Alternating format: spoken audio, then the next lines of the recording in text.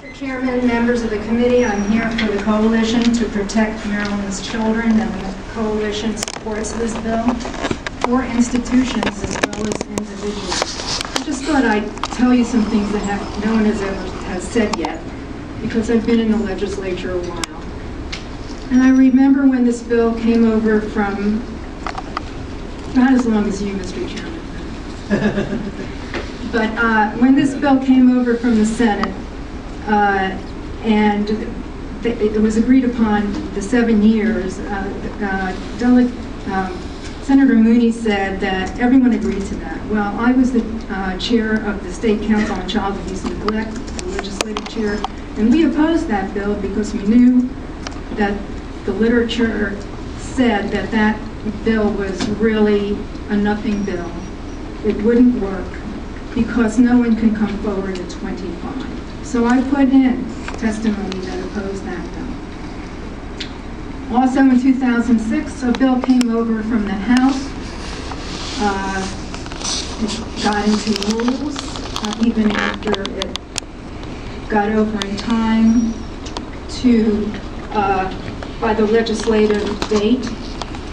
And that bill had an age of 42. So if you're looking for an age, the age 42 passed the House.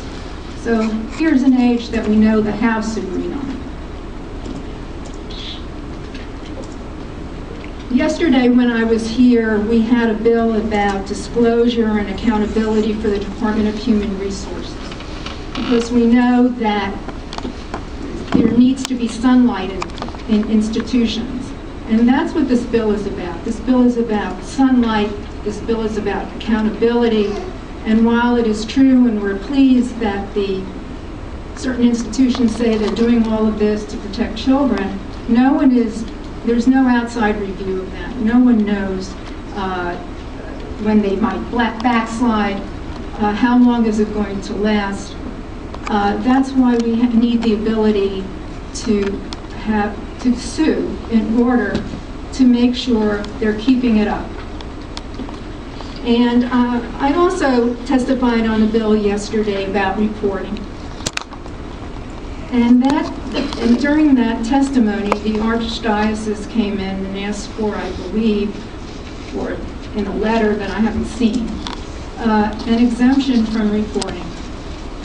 So I think it's rather ironic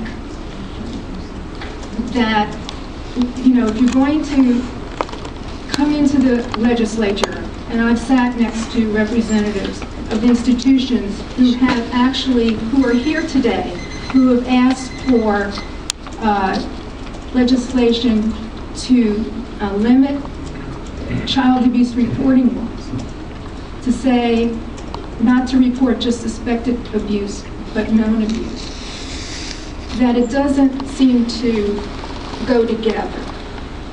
And if you're going to do that, I think you need to have suits to make sure that people are accountable.